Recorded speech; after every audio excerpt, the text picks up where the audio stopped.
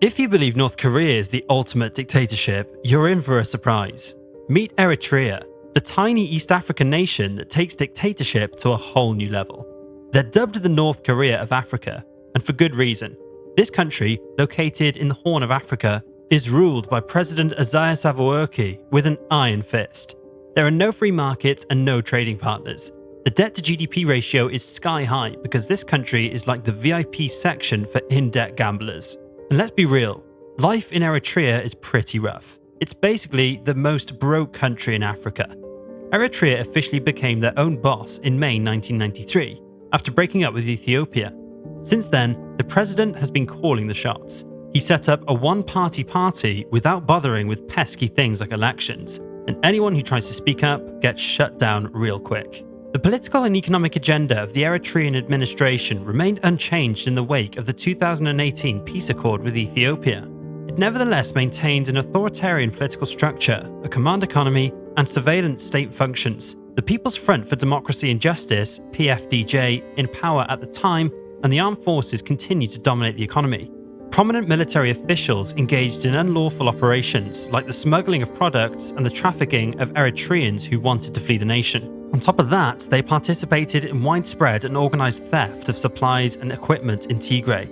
There were no recognised trade agreements with Ethiopia as of January 2023. Corrupt Sudanese and Eritrean authorities haven't stopped being involved in cross-border trafficking. There are a ton of problems. The lack of economic and political stability meant that many people were facing challenges in meeting their everyday needs. The fuel shortage had a significant impact on transportation and heating, making life more difficult for households. The scarcity of drinking water also poses health risks for the population, especially in areas with limited access to clean water sources. The frequent blackouts of electricity disrupted daily routines and caused inconvenience to businesses and households alike. Poverty is widely prevalent in Eritrea, which continues to rank among the entire globe's poorest nations. Due to a lack of data, Eritrea's nutritional status cannot be ranked. Additionally, UNICEF omitted information about the overall number of undernourished children. The government hid information regarding the nation's nutritional status, as is commonly done. An estimated 80% of the population makes a living through subsistence farming and pastoral operations, which are further complicated by the extended national service. COVID-19 limitations had ended, but there was still no public transportation available. Vaccinations were not made available to the general public. In metropolitan areas, there was a persistent shortage of essential everyday goods like electricity, cooking fuel, and drinking water. The government hasn't made any investments to ameliorate the situation, nor has it utilised politically driven monies obtained from Saudi Arabia and the UAE or income from mining activities. In the administrative areas they govern, military officers enforce their own rules. The civilian administrative machinery has no say in the matter. Leaders of the PFDJ and military still own their own stores. Because of the total lack of transparency regarding the government, statistical data is either inaccessible or inaccurate. The poverty rate, as well as rankings on the Gender Inequality and Gini Index, are not published. Eritrea was placed 174th out of 189 nations in the UNDP's Human Development Index. Even though its score on the HDI increased, it's still crazy low with a score of 0.49. This suggests a relatively low degree of economic and social development. The reason for this low level is the 20-year-old unlimited term national service program, which forces most adults to serve as recruits in exchange for pocket money. Because of this, there is a high percentage of poverty, and many Eritreans depend on their relatives living abroad for support in order to exist.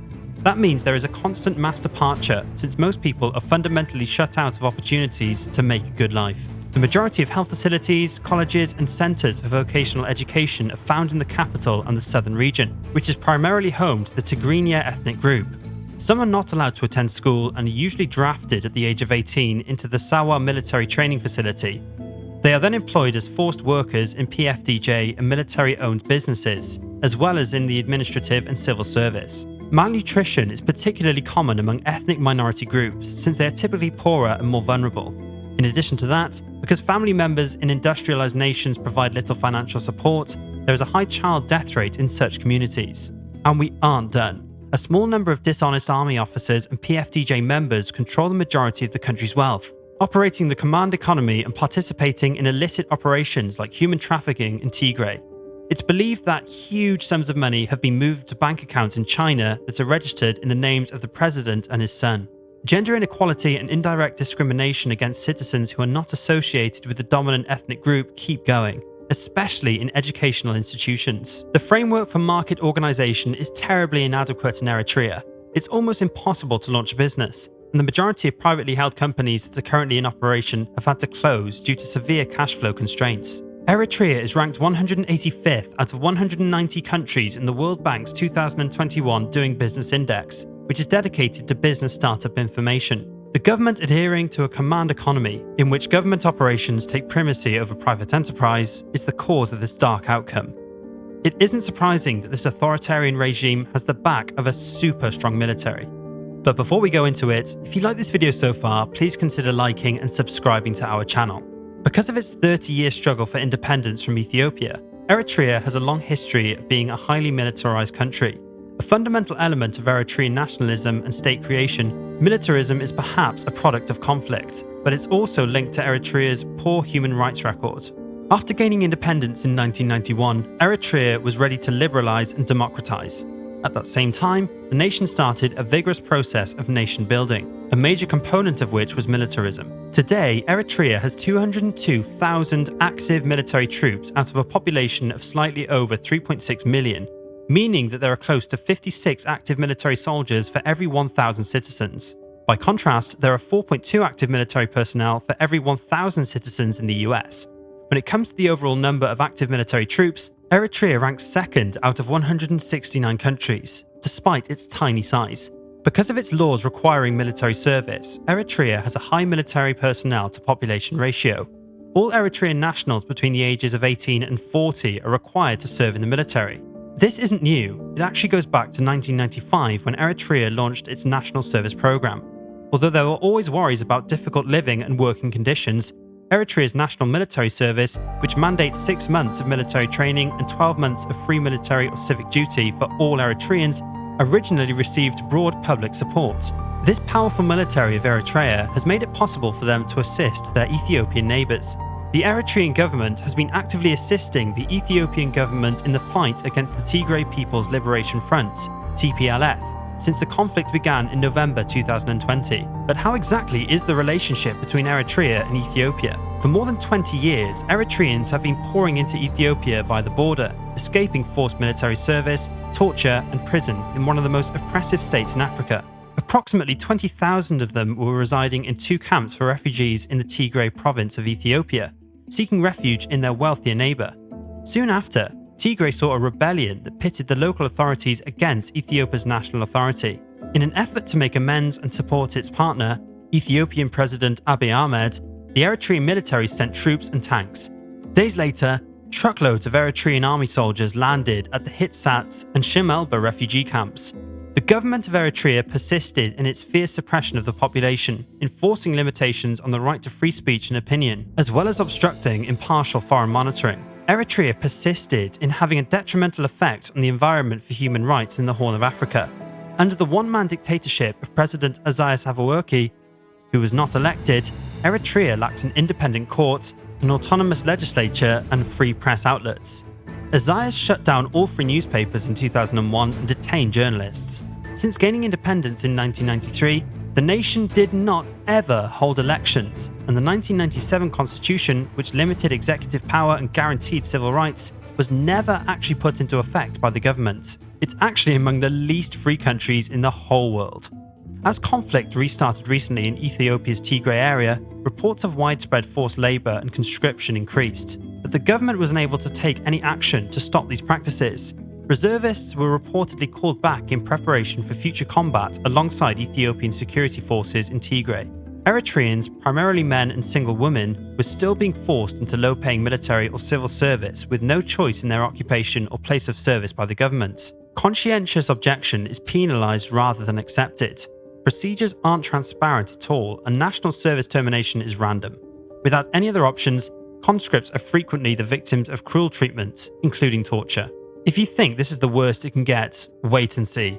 Systematic roundups and protracted unjustified detentions and arrests with no access to legal representation, review by the court, or family visits persisted, sometimes for a long time.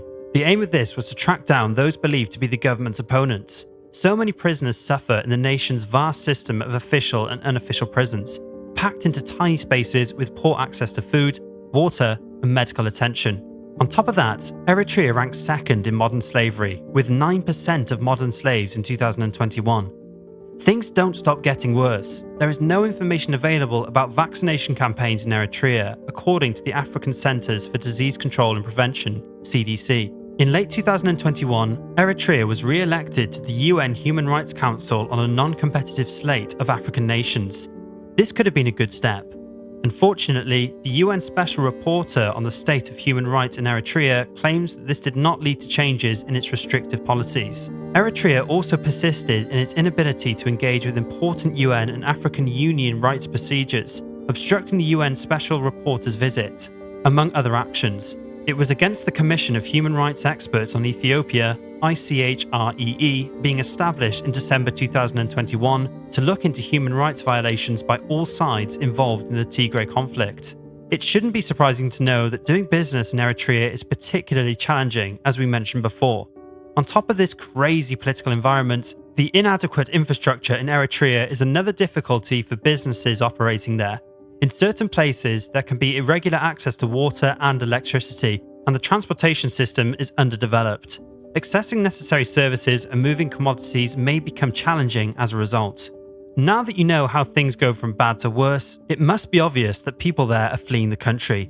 With a Human Development Index of 0.42, Eritrea ranks as one of the globe's 10 least developed nations, indicating its poverty.